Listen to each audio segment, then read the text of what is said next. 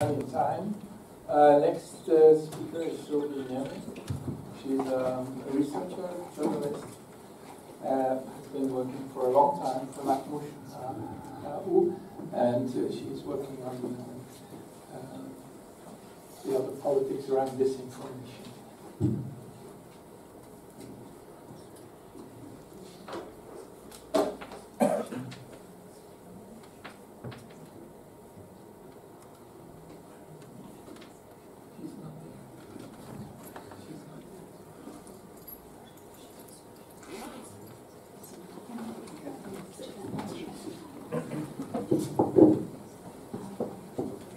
Hi everyone, I just hope that I can handle Windows.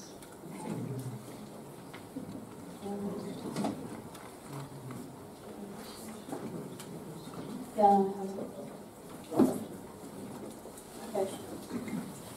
So hello everyone, thanks for coming and thanks for the invitation. My talk is not going to be that long, so we already discussed it. I'm going to give my 10 minutes to the next presenter. Anyway, so the title of my talk is Military Influencers in Peace Camp Hungary, LARPing the war but standing out of it. And I also added a little disclaimer that even though I'm going to talk about like harsh topics, I didn't use graphic images, so you are really safe to view. So in 2022, after a long decade of demonstrations, we entered in an era of military warfare that hasn't been manifested in Europe since the Second World War.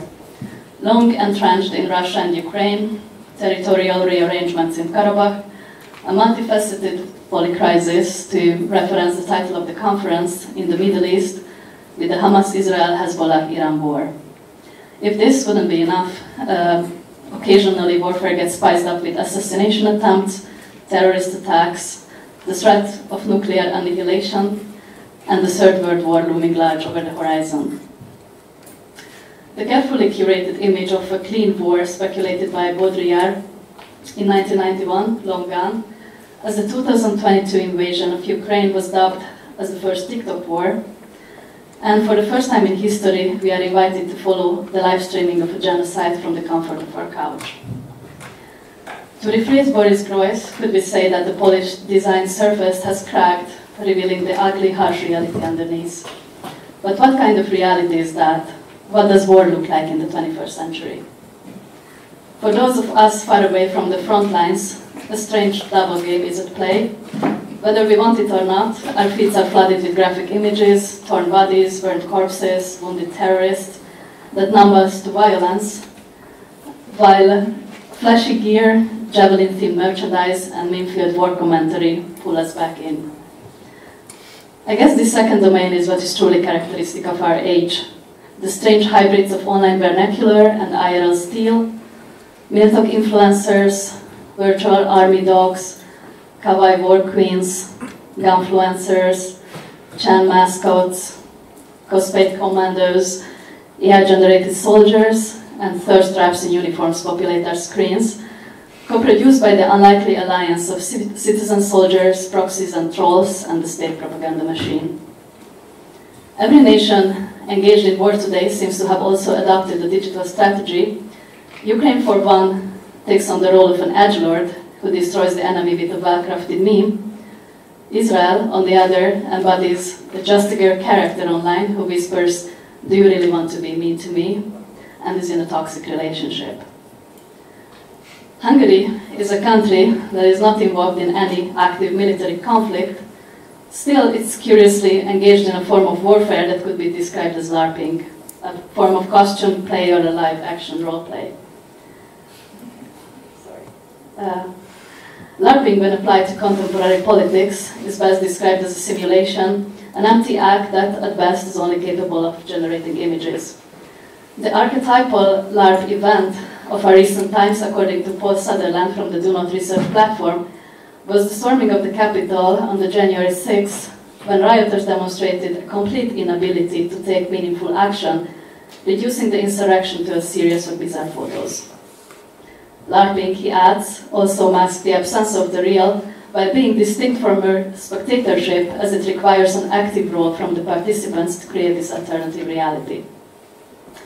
In Hungary, this type of political cosplay has been driven by the Defense Ministry, an official governmental body that through commissions and sponsorships has become one of the biggest creators of military-themed entertainment, which is something completely unprecedented before 2022. Media spectacles include everything from music videos and behind-the-scene TikTok series to reality TV shows, action dramas, and influencer content, all focused on one theme, turning everyday civilians into soldiers.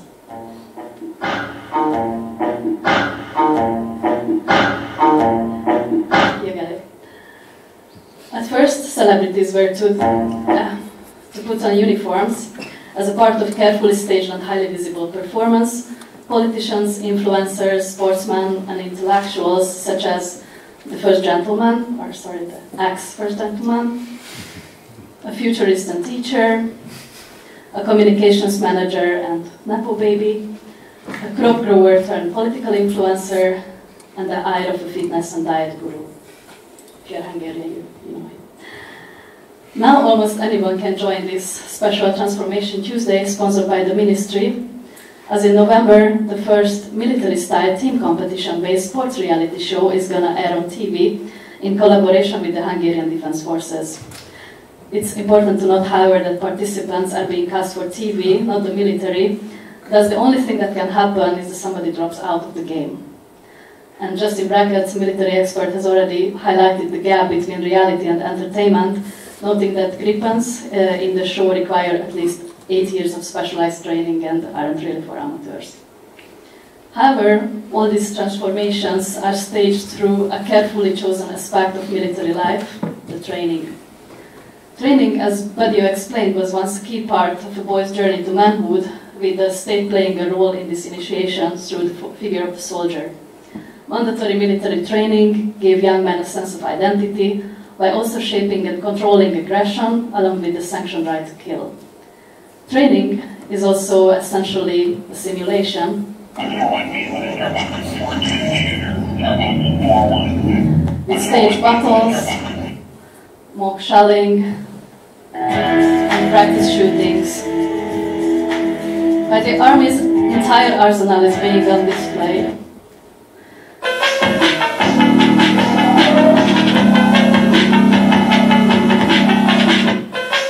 But without bloodshed, casualties, or a fierce enemy.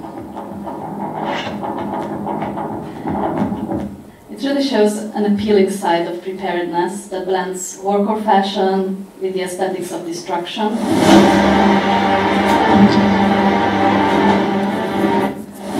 As if you are in a movie or in a video game. In these clips, military life is flattened out to its accessories and physical duress, while the harsh realities of a real war are hidden behind hashtags like outfit check. But boys just want to have fun. Cool bad boys, what you gonna do? What you gonna do? Cool bad. As is demonstrated by memes that take away the edge of little firearms that were designed to kill.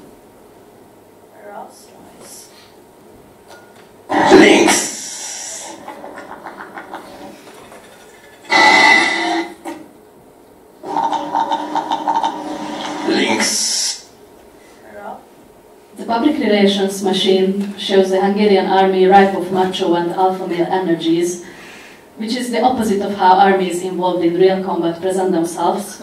Just note the girlbossification tendencies of the official communication of the IDF. Real fighting forces tend to downplay aggression with elements like cuteness, girlhood, or fun, but in this simulation there is an over-the-top display of testosterone.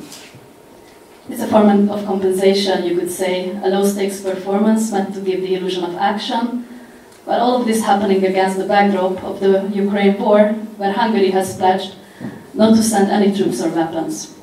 The governing party Fidesz won a landslide victory in 2022 by making this promise, and since then embraced this strange doctrine of neutrality. Officialdom, of course, carefully hides the dark side of military affairs, though it still pops up nonetheless in the feeds. In real life, there is no such thing as non-alliance, taking no sides, embracing neutrality. And I leave you with these images that I gathered from individual accounts of the military. Передайте нашим, що ви її бачите.